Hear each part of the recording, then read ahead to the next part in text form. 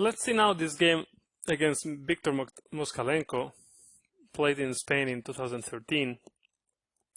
Well, of course, I guess you can consider a disaster when you lose a game in 22 moves and you basically lost all your pieces and you play an opponent with almost 200 points less than you. But, well, chess, the equilibrium, the balance in chess is very tiny, and any move, any mistake can be the last one. And this is a little bit cruel, but you can sometimes win because of this. And this is a bad game. This is a game I consider myself to I have played so bad. But on the other hand, there is a lot of ideas that we can learn from it, and well, we can have a look and we will see that first of all, comparing in the opening was useful to get almost a winning position. Well, let's start. He played b3. He normally goes more often for d4, I think, but he wanted maybe to surprise me. I played d5, and now he goes to move e3. This is a little bit strange. I would say bishop b2 makes more sense, but maybe he didn't want to allow this line with bishop g4, with right now doesn't allow to play e3 for white. But still, it's a totally normal option. It doesn't really matter. But e3 is a little bit weak. I think giving the center so easily for black, it makes not much sense actually. Well, now he goes bishop b2, and now, well, I go bishop d6. Why? Because I compare with this line. Let's go back to the starting position. d4, e6, c4, b6, e4, bishop b7, bishop d3, and f5 here is almost losing. And if you can compare these two lines, the pawn on c2 or c4 is the only difference. And I evaluated this as a very, actually even better for me, because then you can sometimes protect your king with c6 at some point. So when I played bishop d6, I didn't expect at all that he'll go f4, because it's a bad line, and I thought it's known by everyone, or at least by every grandmaster. But Moskalenko, I don't know, he probably didn't feel the pressure. He's playing at 200 points or more, and he just wanted to play sharp and see what happens. But this is a losing option. f4 is almost losing. It's a very bad move. But of course, you need to be very precise with black, and this wasn't my best day. Okay, I played ef4. He took bishop g7. And of course, my knowledge was good enough to know at least what is coming for the next moves, because otherwise, after f4, you could have played something else.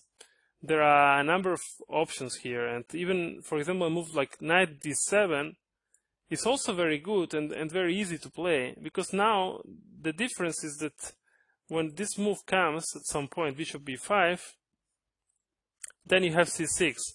And if I would have the pawn on c5, then it will be very different, because the pin will be very annoying. I will be pinned in e5 and in the with the knight also, and so I'll have a bad position. But now just c6 is good enough. So knight d7 was actually very good. And for example, after knight f3, I could go queen e7. And this was super obvious and just slightly better for black without any risk. This was another option, but this is about your feelings. But if you know taking on f4 should be winning, it's hard to say, okay, I'll be slightly better instead of just being winning. But of course, ef4 is a super dangerous move, because he takes on g7 now, and now you'll lose your rook, and you'll have a rook down, and of course you'll have compensation. But this is well, of course, very tricky always. Any mistake can be the last one. Okay, queen h4 check is normal. g3 is the only move. fg3. Now black is threatening to play g2 check, so he needs to block this square. Bishop g2, gh2, check again, king f1. This is all normal, and I have seen this position with reversed colors already. And I kept just playing normal moves. I played bishop g4. The idea basically is to develop my pieces with knight d7 or knight c6 and knight e7 and try to play a long castle. And I have a very interesting position. And one of the main ideas of this position is bringing the knight to f5 and then to g3 check. This is one of the main plans, because this check on g3 will destroy white's position. Okay, I'm attacking the queen on d1, so he basically has the only move knight f3, queen h5. He went here knight c3. Okay, the rook anyway can't escape, so it doesn't matter to do knight c3 right now. I played knight e7. It's a very logical move. Well, the pawn was protected, but I'm still protecting it. But basically, the main idea of this is to be able to go to f5. And as I said, the square g3 is one of the very important squares. He has to take the rook already, otherwise I'll go away. I'm threatening to go rook g8. And of course, the whole idea of white pieces is to take this rook, because otherwise you destroyed your king's position and you have a very annoying pin on the knight on f3, but at least you are a rook up.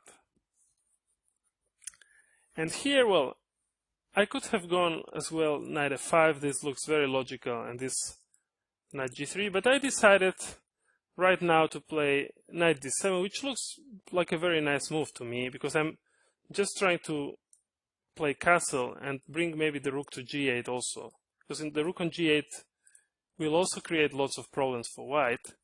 And on the other hand, he doesn't have that many threats so far, so it looks like a very, very dangerous position for white, and even computer is understanding this very quickly.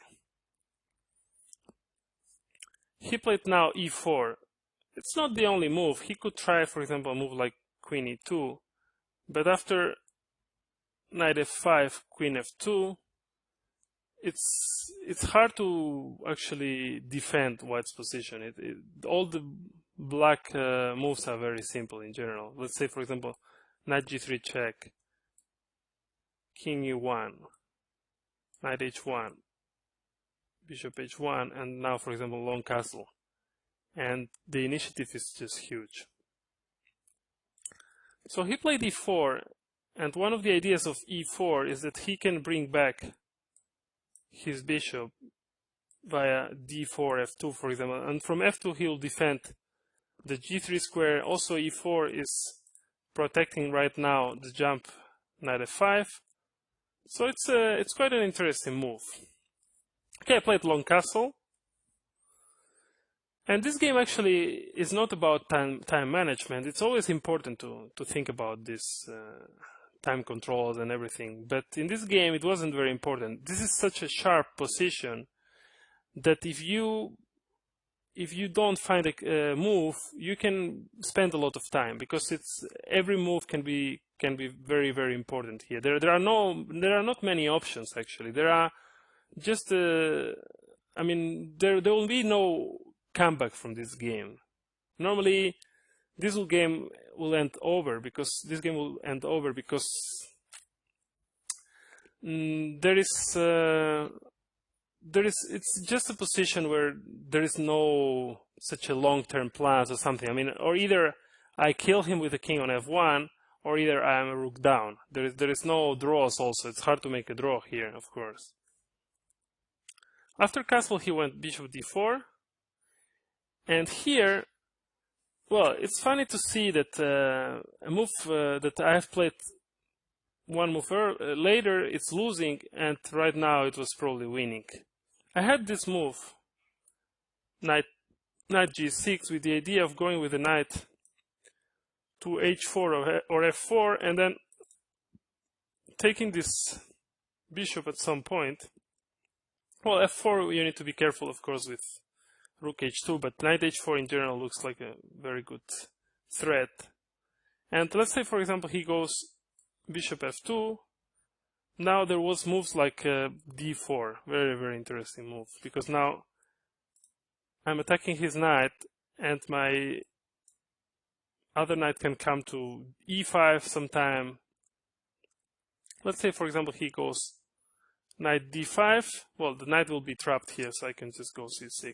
And I'll just collect this knight, and he cannot escape with the pieces. He cannot move anything, so he's basically paralyzed here. But this knight g6 was, of course, one of my ideas.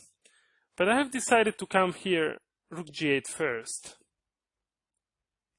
Because this rook g8 also allows sometimes to go, for example, bishop h3, attacking the bishop and playing against his king, because his king is so weak. And right now, well, I cannot jump with knight f5, but I have different ideas, different interesting ideas. And now he played queen e2. He wants to protect the bishop and to also maybe give some escape for the king. He'll have an idea to go king e1, king d1, or even king c1 at some point, just escape from the attack. And he's still a rook up. We cannot forget about it. And here, I made a terrible move, but it looks so natural actually that it's an easy move to blunder. But of course, after the game, I was being very cruel with myself. I was so disappointed and everything because I have a completely winning position and I lost. And of course, it's hard to take that. But actually, it depends on the kind of position. It's very easy to go wrong, and it's very easy to lose such a game. So I mean, imagine you play these games, and out of 10 times you lose one. It's normal because sometimes you'll not be very inspired, and you'll play knight g6 like I did, and suddenly you're worse. And this is just.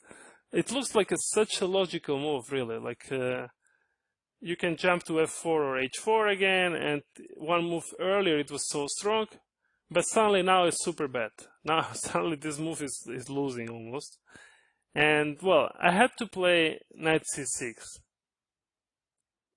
forcing something like bishop f2. Well, not forcing, he can try something like knight b5 or something, but it looks just very bad. Even a move like bishop e5 or something. But okay, bishop f2, and now bishop h3 is a great idea because he's forced to take. I take.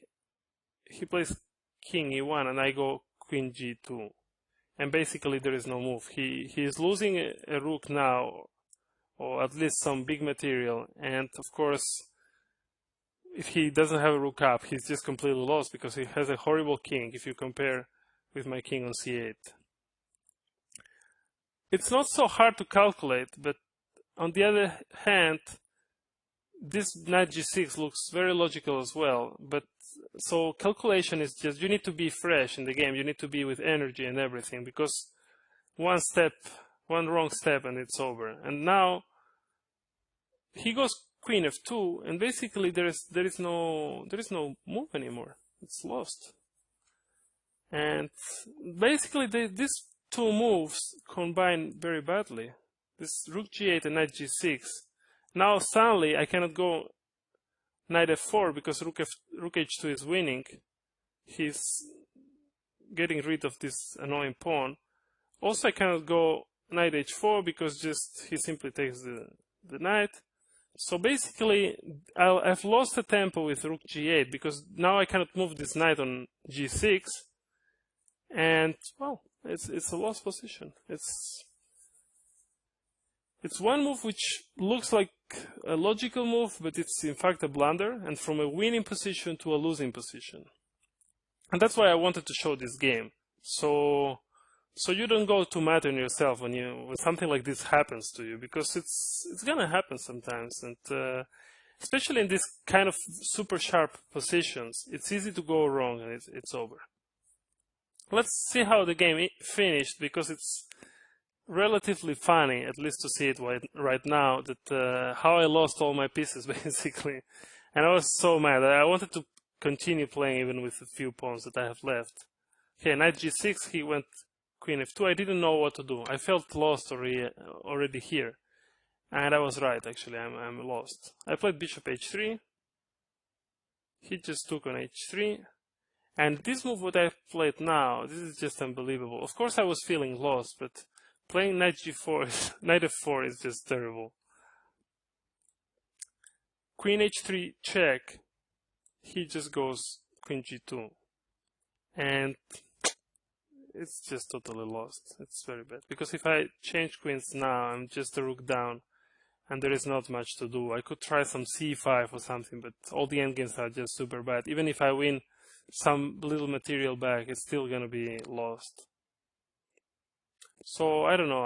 Okay, of course I knew I was lost. I tried this little trick, but actually it doesn't make any sense because he takes on d7 with check. I take king d7. He goes rook h2 now. He has already a rook and an extra knight, and his king is not under such an attack now. I played knight h3. Here everything wins, but he went for a very decent move. Knight d5. My queen is pinned, and he is now threatening to give knight f6 check, attacking just everything. Well, here I could easily resign, of course, but I played a couple of moves. I played rook g6. He went e5. It's one of the million moves that is winning. I played queen f5. Knight e3, just super solid. Attacking again my queen, because I was attacking his queen, so he attacks mine, and he just protects everything. Rook g1 check. I don't know why even I tried this move. Okay, knight g1. And now there is no move. And I have lost all my pieces basically. There is only queen, knight, and bishop left, and all of them are under attack, and he has just everything. So from move 14, and now it's move 22, and I've just lost everything with a single bad move. Well, just to say that the good players, the strong players, they recover from this psychologically. They recover well, and they keep trying. And I was 27.06 rating in this. It was also a team championship, which is even worse because you feel bad for your team. But the best way is just to think about next day, and for sure it will go better than this one, because this was really terrible. But just really one bad move, and it was like from winning to losing immediately. That's chess. That's the beauty and the sad things about chess as well at the same time. But I think it's beautiful that on the other hand, I've won a game like against Magnus Carlsen in the same way. He just blundered the piece in a better position, and I won. And that's life. You need to be lucky sometimes, and you need to try to keep your nerves in a good way, so you can survive and not making such mistakes. Okay, thanks for watching. Well, I have shown some games where I've played really bad games, and this is going to happen to you, and it happened to world champions even. So it's not something you should worry about too much. And well, the point here is try not to think about what happened before in the game or in the tournament. Just try to focus on what is happening now.